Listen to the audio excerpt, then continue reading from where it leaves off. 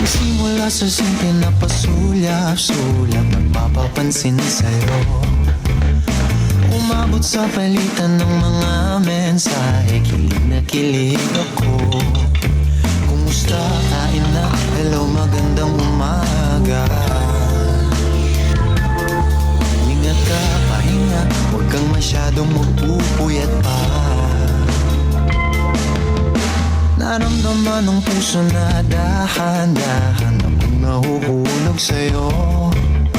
Sa kada araw natin na pag-uusap, meron nang namumuo.